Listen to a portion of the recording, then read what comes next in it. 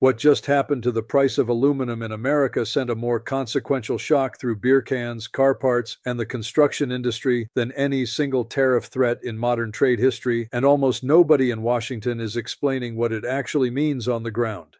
President Donald Trump, working alongside the Commerce Department and the United States Trade Representative, signed a proclamation on June 4, 2025 that doubled Section 232 tariffs on imported aluminum from 25% to 50%, including a 50% punch directly at Canada, the country that supplies roughly 70% of every unwrought aluminum ingot that American factories use. And buried inside the same news cycle was a quiet rerouting pattern across the Atlantic, where Canadian aluminum started flowing away from the United States and toward Europe at a pace almost nobody was tracking. If this kind of structural trade analysis, the story underneath the story, is what you are here for, subscribe and hit the like button, drop a comment, and tell us where you are watching from. This is the coverage that connects what standard reporting leaves separate. Let us start with what a tariff is, because the word gets thrown around like everyone already knows. A tariff is a tax. It is added at the border. When a roll of aluminum arrives at the port of Houston from Montreal, the importer pays the U.S. government a percentage of the value of that metal just for the privilege of bringing it inside. So, a 50% tariff means the importer pays the government half the value of the metal before it even crosses the dock. That half does not disappear. It gets added to the price the American buyer eventually pays. The $20,000 load of metal becomes a $30,000 load of metal. Now scale that up by every truck, every rail car, every barge, every container ship that crosses the border each year, and you start to see what we mean by a shock. Here is the surface story, the one everyone covered.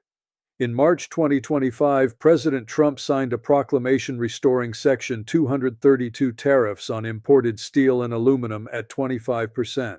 Canada, America's closest ally, immediately announced retaliatory tariffs on $20 billion worth of U.S. products. The story in March was a trade fight. Then in June, things got louder. Trump doubled the metal tariffs to 50%. Canada matched.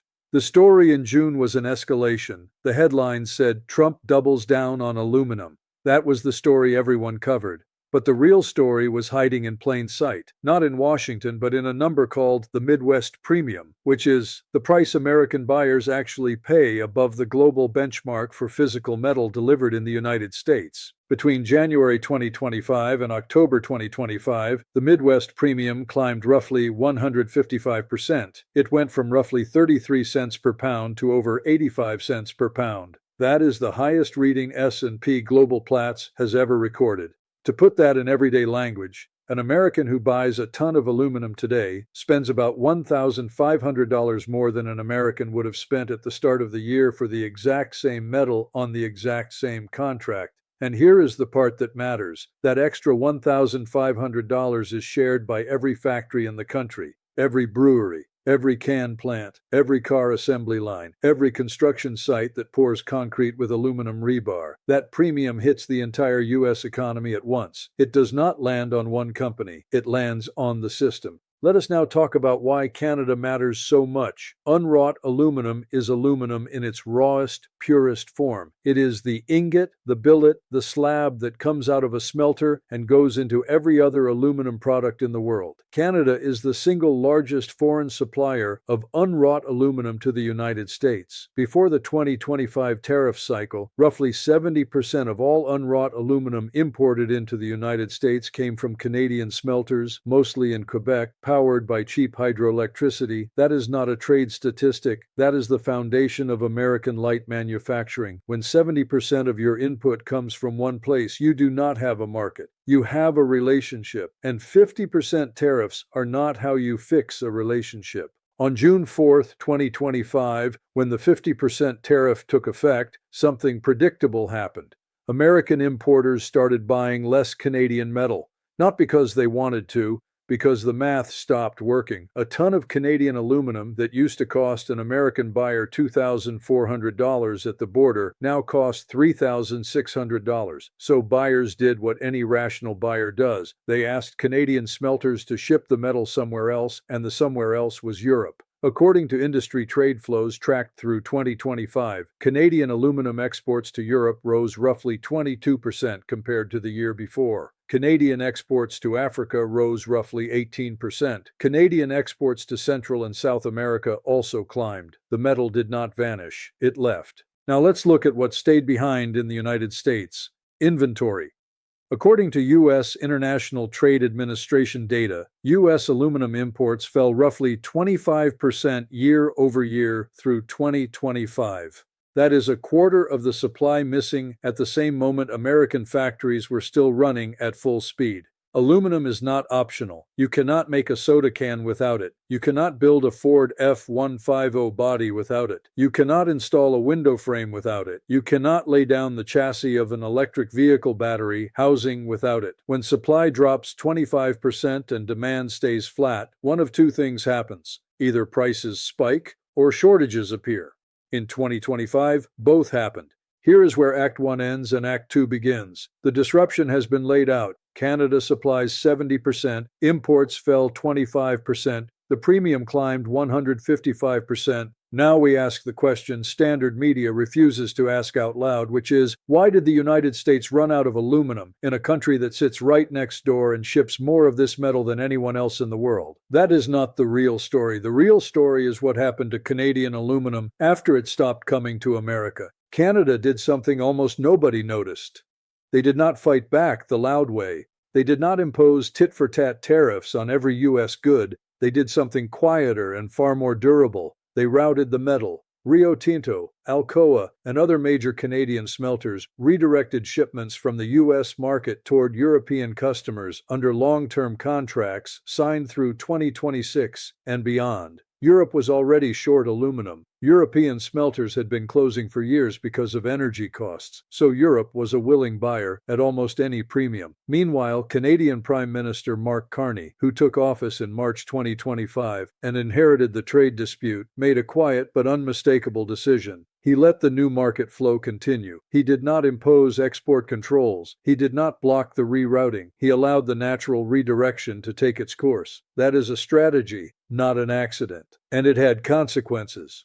By October 2025, the Midwest premium cracked above 85 cents per pound. That is what S&P Global reported. Reuters confirmed it. Industry trade publications ran the same number. The Can Manufacturers Institute, which represents companies like Ball Corporation and Crown Holdings, the largest producers of aluminum cans in North America, started issuing public warnings about supply pressure and pass-through costs to beverage makers. The institute pointed out that aluminum cans are not luxury items. They are infrastructure. Every beer, every soda, every sparkling water, every canned soup goes through a can. When can costs rise? Beverage prices rise.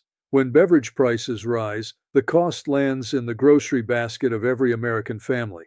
Let's talk about the beverage industry, because it makes the mechanics of the tariff visible. Monster Beverage disclosed in late 2025 that its aluminum costs were noticeably higher than the previous year, attributing the rise to the Midwest premium being pushed up by Section 232 duties. Ball Corporation and Crown Holdings told investors that tariff-related metal costs were flowing into their input expenses. Craft breweries, which operate on margins thinner than the cans they pour into, started telling wholesalers that can costs had jumped between 15% and 20% compared to pre-tariff baselines.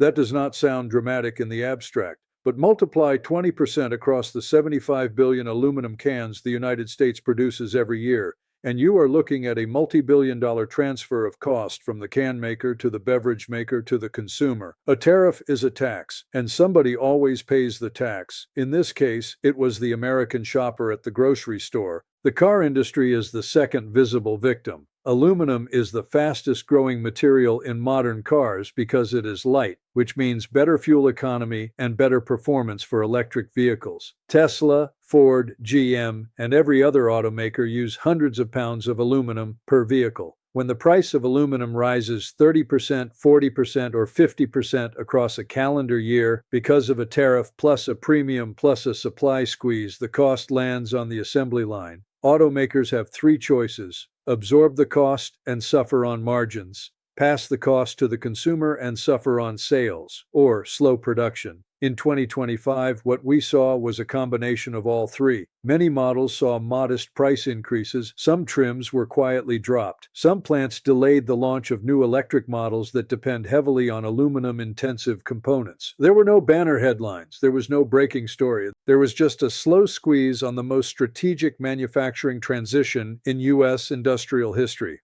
Now let's talk about what nobody noticed, which is the part that connects everything. The Midwest Premium is a number. It is set in a small market in Detroit, traded by a handful of brokers and a few major producers, with little public visibility. It is not on CNBC. It is not in the Wall Street Journal headlines. It is not in the White House press briefing, but it controls the price of every aluminum product in the United States. When it goes up 155%, the entire U.S. economy feels it. And here is the trap. Most analysts treat the Midwest Premium as a technical market signal. They say things like, the premium reflects domestic supply tightness. That is true, but it is incomplete. The premium reflects a policy choice. The policy choice was to put a 50% tax on the largest source of supply. The premium is the consequence. The consequence was predictable, and almost nobody in Washington accounted for it before signing the proclamation. That brings us to the timeline reconnection, which is what makes this story matter at a structural level. In January 2025, the aluminum industry and the Commerce Department held hearings on whether to expand Section 232 tariffs.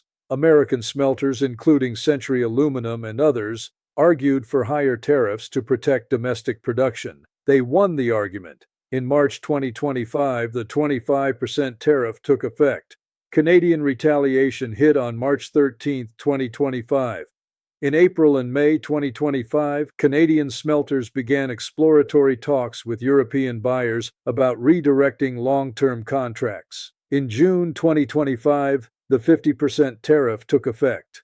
By August 2025, the Midwest Premium had broken its prior record. By October 2025, it had climbed above $0.85 per pound, a level it had never touched before. By November 2025, Reuters confirmed the 155% rise since January. Each of these events was covered separately. The hearings were an industry story. The retaliation was a geopolitics story. The premium spike was a commodity story. The can cost warning was a beverage story. The automaker squeeze was a manufacturing story. Standard media reported them as separate things. They were not. They were one story. The 50% tariff was the spark. The Midwest Premium was the fire. The can costs, the car costs, the brewery costs, the construction costs were the smoke that drifted into every household budget in America, and Canada was the wind that carried the metal away. Now let's stack the data in the way this channel does, the way that connects the dots. Canada supplied 70% of U.S. unwrought aluminum imports before the 2025 cycle.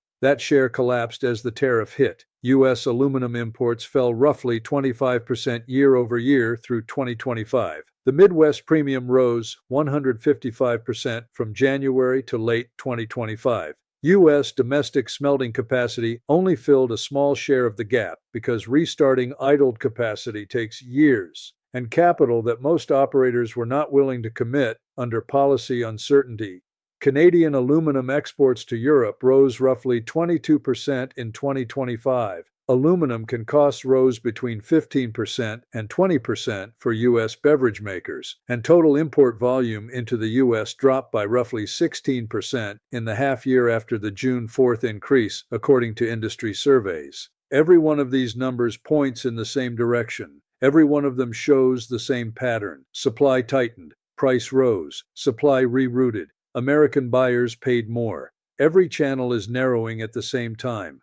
Let us pause on what this means in plain language. A tariff is sold to the public as a tool for making a country stronger. The argument is that by taxing foreign metal, you protect the domestic industry, raise wages for domestic workers, and rebuild the country's industrial base. The 2025 aluminum tariff did some of those things, in a small way, for a handful of smelting jobs. But on the larger ledger, it did the opposite. It raised the input cost of every aluminum-using manufacturer in America. It pushed a critical raw material away from the closest supplier and toward a competitor across the Atlantic. It handed European buyers a structural advantage in the global aluminum market at a moment when Europe was already short, and it landed the cost in the grocery basket of every American family that buys a can of soup, a can of beer, a can of soda, or a car with an aluminum frame. This is the trade-off. Tariffs do not create wealth, they redirect wealth. The question is, who pays and who receives? In 2025, the answer is becoming clear. American consumers paid more. American manufacturers paid more. Canadian smelters earned more by selling into Europe. European industrial buyers gained access to metal that used to be locked into the North American supply chain.